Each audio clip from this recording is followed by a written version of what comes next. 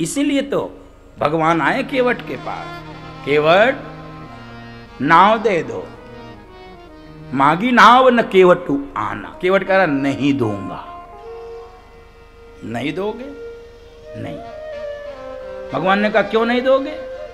हम आपका मर्म जानते हैं। और जैसे कहा मर्म जानते हैं, भगवान लक्ष्मण जी की ओर देखे कहे वाह भैया, मास दिवस कर दिवस भा मर्म न जाने कोई। अयोध्या में कोई मर्म नहीं जान पाया, और ये केवट कह रहा मैं मर्म जानता हूं। और ब्रह्मा विष्णु महेश भी मेरा मर्म नहीं जान पाए, त्यों न जाने मर्म हमारा। और ये कह रहा मैं मर्म जानता हूं।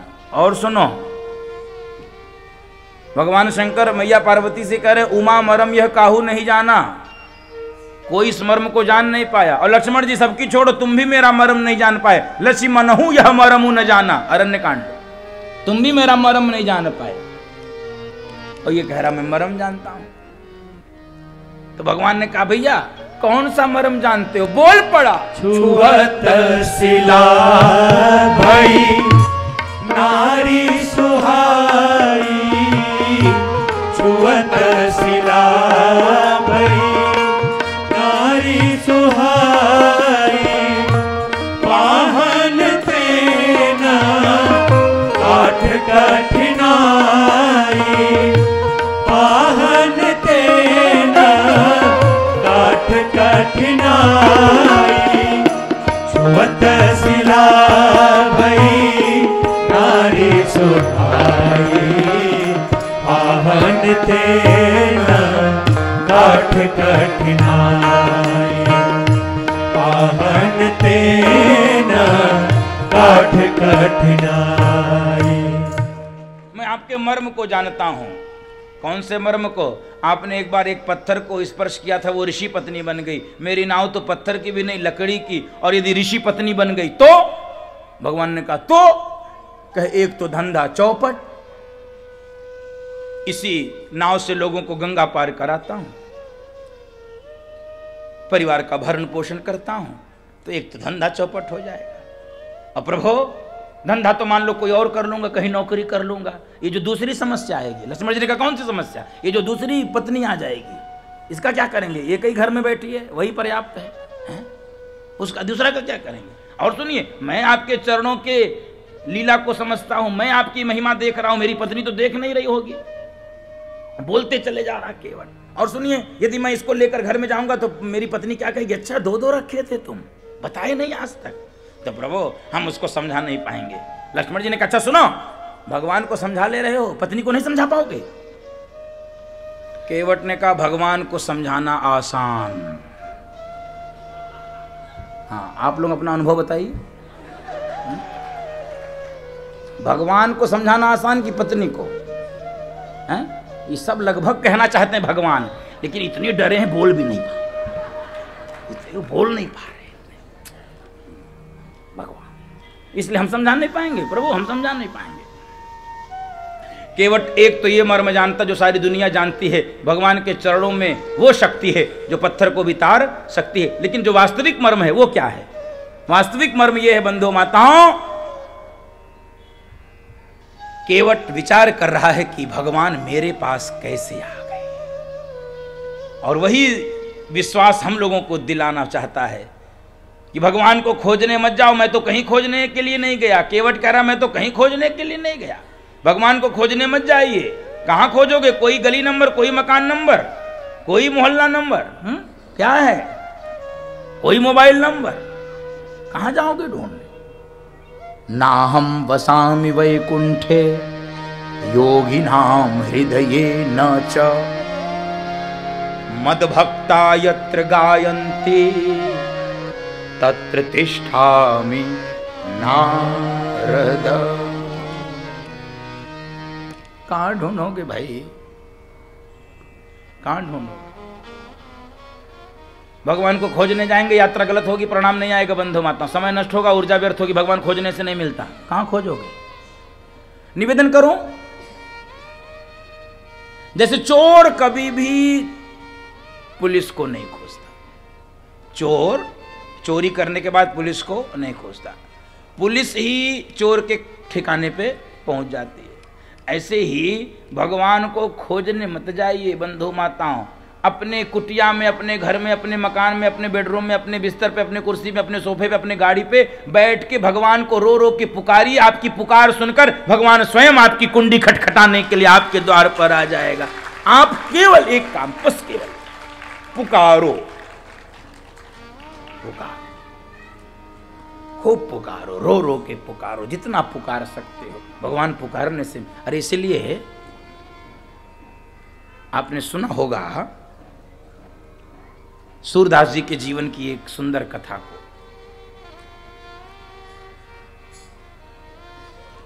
सूरदास जी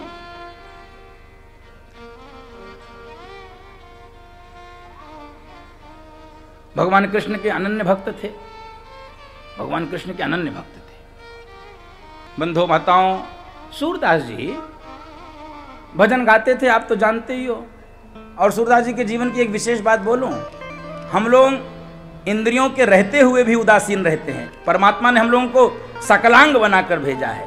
सूरदास जी को दिखता नहीं था ना, सूरदास जी को दिखता नहीं था, लेकिन सूरदास जी गाते क्या थे? आंख नहीं है, फिर भी सूरदास जी का पद क्या है? अखियां हरि दर्शन को प्यास, प्रभु दर्शन को प्यास। अखियां हरि दर्शन को प्यासी, प्रभु दर्शन को प्यासी। देखो चाहत कमल नयन को, देखो चाहत कमल नयन को। निस दिन रहत उदासी, अखियां हरि दर्शन को प्यासी, प्रभु दर्शन को प्यासी। अखियां हरि दर्शन को प्यासी, प्रभु दर्शन को प्यासी। बिना आंख वाला भी कह रहा, आंखिया हरि दर्शन को प्यासी। हमारे पास आंख है फिर भी हम दर्शन को प्यासे नहीं, हमारे पास कान है फिर भी हम कथा को सुनने के लिए नहीं व्याकुल है, हमारे पास हाथ है फिर भी हम दान नहीं देना चाहते, फिर भी सेवा नहीं करना चाहते। तो सूरदास जी को एक संगीत सम्मेलन में बुलाया गया।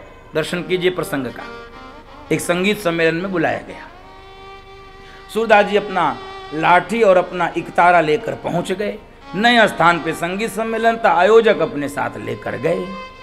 और बंधु माताओं, बड़ी सभा बैठी थी। सूरदास जी ने अपना गीत गाना प्रारंभ किया, भजन गाना प्रारंभ किया, पद बोलना शुरू किया। जनता जनार्दन झूम उठी सूरदास जी के पद को गाते गाते। सूरदास जी को समय का भान नहीं रहा, देर रात हो गई, 1-2 बज गया होगा। सूरदास जी को लगा अब कोई बैठा नहीं है सुनने वाला। सूरदास जी अपना लाठी लिए, अपना इकतारा लिए, अपनी कुटिया में, यतिपुरा में रहते थे, वहां जाने लगे। अब रास्ते का भान नहीं था। ये जो दिव्यांग होते हैं, जिनके आंख की रोशनी नहीं होती, तो जहां प्रतिदिन चलते हैं उनको पता कहां ऊंचा कहां नीचा, कहां गड्ढा कहां खाई, कहां आड़ा कहां तिरछा। अब नए स्थान पे संगीत सम्मेलन था, एक बहुत बड़ा गड्ढा आने जा रहा था और उसी गड्ढे में गिरने ही जा रहे थे, गड्ढा आगे। तभी इनके कान में आवाज आई, बाबा रुको, बाबा रुको। सूरदास जी रुक गए। भैया कौन है तू? अरे मैं तो बाबा इसी गांव का बालक हूं, आपके संगीत सुन रहा था, बहुत कर्णप्रिय, बहुत आनंद आ रहा था। मैंने देखा आप एक गड्ढे में गिरने जा रहे हैं, तो मैंने सोचा आपको बचा के आपकी कुटिया तक पहुंचा दें। सूरदास जी कहे, रात के 2 बजे ये मुझे बचाने के लिए कौन बालक आया है? और बंधु माताओं, न जाने क्यों सूरदास जी के मन में भरोसा हो गया कि मुझे बचाने के लिए आज कोई बालक नहीं, ये बालक के रूप में मेरा श्याम सुंदर ही मुझे बचाने के लिए आया है। ये कोई बालक नहीं, मेरा कन्हैया बचाने के लिए। और विश्वासम फलदायकम, सूत्र लिख लीजिए आज की कथा का, विश्वास ही फल देता है। बंधु माताओं, लोग कहते हैं संसार विश्वास करने लायक है नहीं, ठीक है मैं मानता हूं, लेकिन बिना विश्वास के कोई एक क्षण भी नहीं रह सकता। किसी न किसी पर आपको अंततः विश्वास करना ही पड़ेगा। और बंधु माताओं, संसार पे विश्वास ना हो कोई बात नहीं, परमात्मा के ऊपर विश्वास करते रहना, आपके जीवन की यात्रा सकुशल व्यतीत हो जाएगी। संसार पे ना हो कोई बात नहीं, परमात्मा पे अटूट विश्वास, उनकी कृपा पे अटूट विश्वास। तो सूरदास जी ने कहा, हाँ भैया मेरी कुटिया पे पहुंचा दो। और सूरदास जी के मन में ये लालच जग गया, जीवन भर इसने हमको बहुत नचाया है, आज तक पकड़ में नहीं आया, आज इसको पकड़ लूंगा, कन्हैया को आज पकड़ लूंगा। तो लाठी का आगे वाला हिस्सा सूरदास जी को पकड़ा, सूरदास जी ने भगवान को पकड़ा दिया, पीछे वाला सूरदास जी ने पकड़ लिया। भगवान आगे आगे, सूरदास जी पीछे पीछे कुटिया की ओर जा रहे हैं और धीरे धीरे लाठी पे हाथ सरका रहे हैं सूरदास जी कि भगवान का हाथ आ जाए तो पकड़ ले। भगवान का हाथ जब निकट में आ गया तो भगवान को लगा बुढ़े का दिमाग खराब हो गया, अब ये पकड़ेगा जरूर।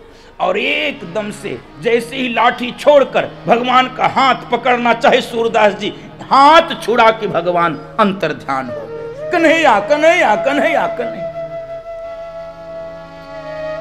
भगवान अंतर ध्यान हो गए। उसी स्थान पर सूरदास जी ने कहा, ओ कन्हैया, मुझे अंधा, मुझे कमजोर, मुझे असक्त, मुझे बूढ़ा, मुझे असहाय समझकर तू छोड़ के जा रहा है, इसमें कौन सी बहादुरी है? हाथ छुड़ाए जात हो दुर्बल जान के मोह। मुझे कमजोर दुर्बल समझकर हाथ छुड़ा के जा रहे, उसमें कौन सी बहादुरी है? सूरदास जी ने कहा, सुनो, यदि तुम बहादुर हो कन्हैया तो मेरे हृदय से निकल कर दिखाओ। हृदय से जब जाओगे तब सबल कहूँ मैं तो, तब सबल कहूँ मैं तो। और बंधु माताओं, भगवान पुकारने से मिलता है।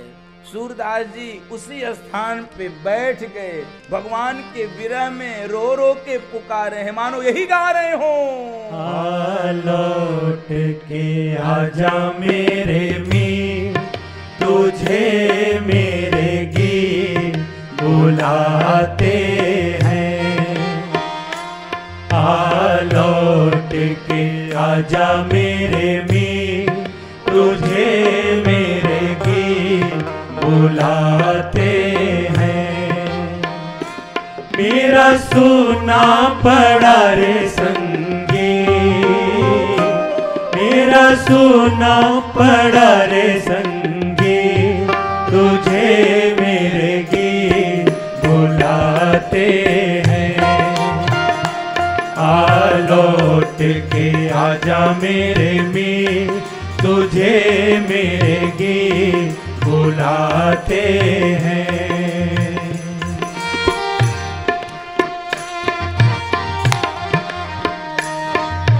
पुकारिए सब बजाइए, हरि बोल।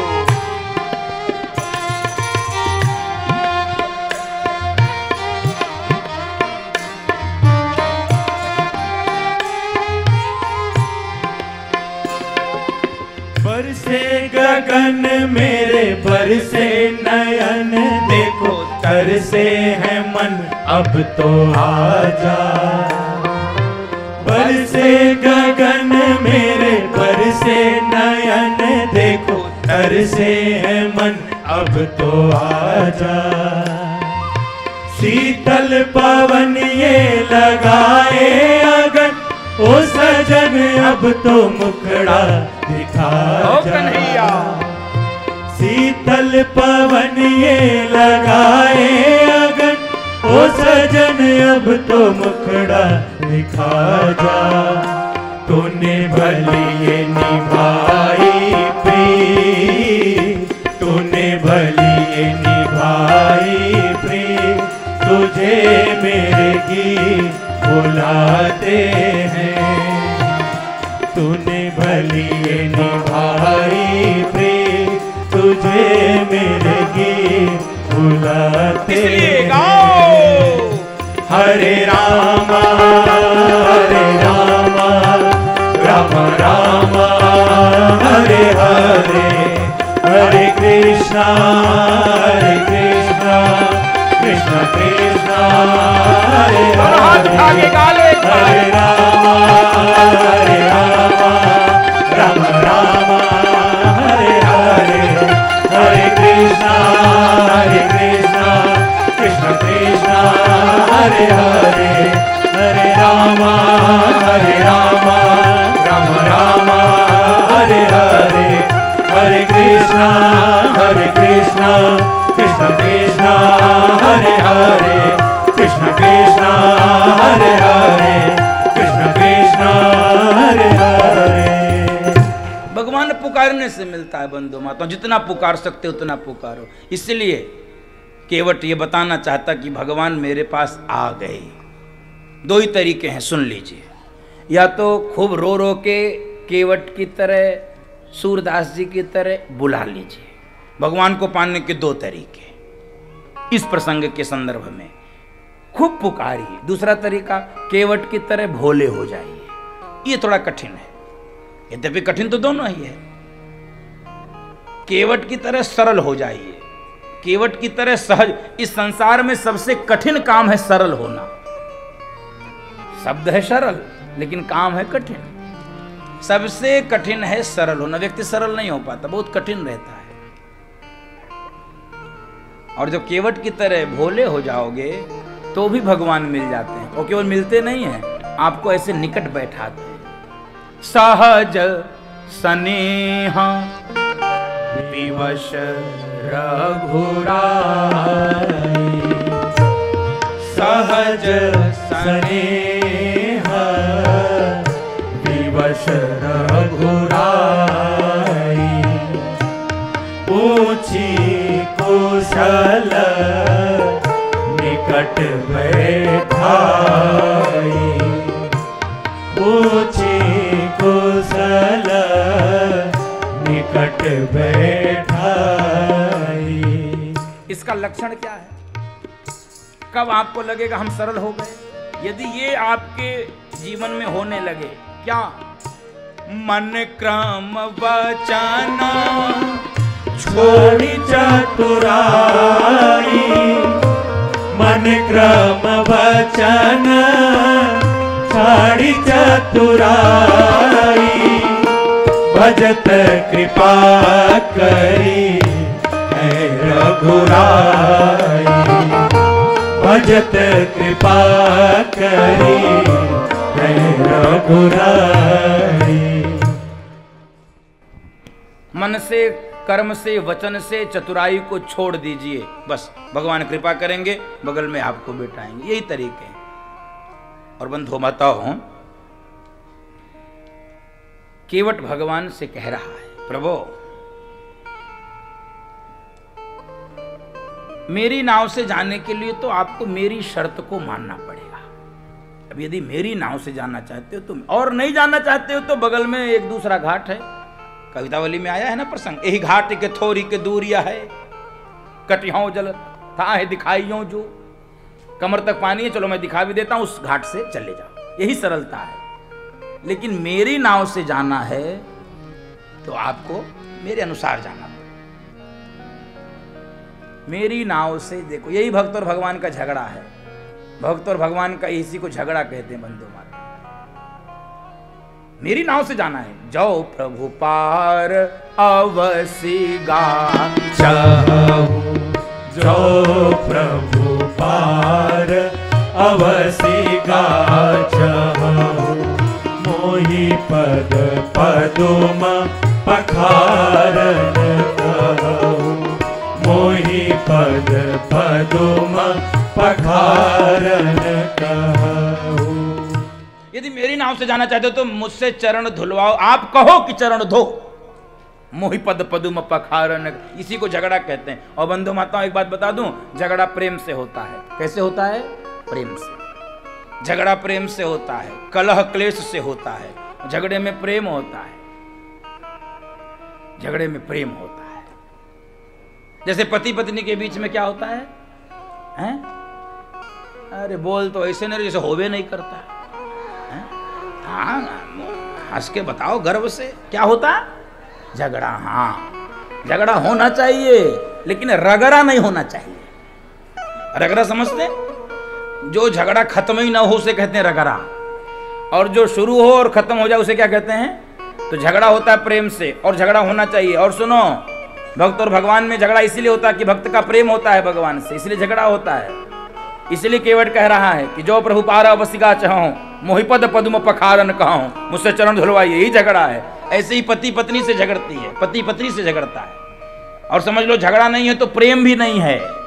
इसलिए आज रात में जाके टूट पड़ना, आज जो होगा देखा जाए। कथा सुन रहे होंगे तब तो समझ जाएंगे क्यों झगड़ रही है, नहीं सुन रहे होंगे तो ये क्या कर रहे हो, कह दो प्रेम, विशुद्ध प्रेम। झगड़ा प्रेम से होता है। कब ये प्रेम बना रहता सुन लो बंधु माताओं। सुबह झगड़ा हो, दोपहर में खत्म, दोपहर में शुरू, शाम को खत्म, शाम को हो रात में, अगले दिन तक झगड़ा यदि जाएगा तो रगड़ा हो जाएगा। उसी दिन यदि झगड़ा समाप्त हो गया तो आनंद बना रहेगा, तब उसका रस बना रहेगा, तब उसमें प्रेम बना रहेगा। इसलिए किसी से भी, जिससे भी आप प्रेम करते हो, झगड़ा हो तो शाम को ही, और आप स्वयं पहल करके समाप्त कर दो, स्वयं पहल करके झगड़ा। और नहीं समाप्त करोगे तो जो आफत होगी क्या बताएं, बहुत आफत होती है। अच्छा, झगड़ा जब होता क्या है, अंतर बता दूं। दो लोग हैं पति पत्नी, पति नाराज होगा तो क्या करेगा, पत्नी क्या होगा, मैं बता देता हूं। यद्यपि मेरा कोई अनुभव नहीं है, लेकिन फिर भी दूसरों को देख के भी अनुभव अच्छा होता है। पति नाराज हो जाएगा तो बस समझ लो कि पूरी घर में इतनी बार चक्कर काटेगा, चैन से बैठे नहीं सकता है, इधर उधर चाट पट, हाँ हेलो ठीक कर दूंगा, तुम बहुतों ठीक कर दिया। फोन किसी का नहीं है, झूठ है, हेलो का कोई है ही नहीं उस तरफ, झूठ में चिल्ला रहे धौंस दी। और पत्नी नाराज हो जाए तब इधर देख के बताऊं, जब आपको बर्तन खटकने की आवाज आने लगे, चौके में चाट पाट भाम भड़ाम, समझ लो देवी जी, तो आप एक गीत गाया करो उस समय, जब बर्तन चटकने लगे। हाँ तुम बिल्कुल वैसी हो जैसा मैंने सोचा था, हाँ तुम बिल्कुल वैसी हो जैसा मैंने सोचा था। अब जैसा जैसा सोचे हो आप सोच लो, हम क्यों गाएं, हम क्या, पति पत्नी में झगड़ा प्रेम से होता है बंधु माता। अब एक सुनाई दूं तब तो पता चले कैसे प्रेम से होता है। एक पति पत्नी आपस में झगड़ लिए, अब मुंह फुला लिए। अब पति को सोते समय याद आया कि अरे यार झगड़ा तो कर लिए, सुबह हमको ट्रेन पकड़ के जाना है दिल्ली, और अब बातचीत बंद है, कौन सुबह जगाएगा। पत्नी तो अलार्म का भी काम करती है ना भाई। हाँ, झगड़ा चाहे जितने लो, पत्नी से सब काम तुमको लेना है, इसलिए हिसाब होश में रहा करो थोड़ा। फिर कौन सुबह चाय देगा, फिर वो टिफिन में पराठा कौन देगा, बहुत मुश्किल है। तो इसने सोचा चलो बातचीत तो बंद है, इसने एक कागज निकाला, उस पर देवी 4 बजे जगा देना और मुझे चाय दे देना और टिफिन दे देना, मुझे जरूरी मीटिंग से जाना है। पर्ची रख दिया उनके तकिए के पास। अब ठंडी का समय था, अब आँख खुली, घड़ी देखे, बज गया 9। ट्रेन न जाने कहां चली गई। चटकने लगे, दिमाग खराब है तुम्हारा, नौकरी चली जाएगी, प्रमोशन का बात था, ऐसा वैसा सब तुमने गड़बड़ कर दिया। चीखने लगे। पत्नी ने कहा चुप, सुबह सुबह चीखने लगे, दिमाग लट। अरे क्यों नहीं तुमने जगाया? अरे जाओ अपने तकिया के पास। और पति दौड़ के तकिया के पास आया, तकिया के पास देखा एक चिट्ठी पड़ी है और चिट्ठी पे लिखा है 4 बज गया है, जगो। चिट्ठी का जवाब, मैसेज का जवाब, और बोल दिए होते तो झकझोर देती। हाँ? उठो लाल अब आंखें खोल।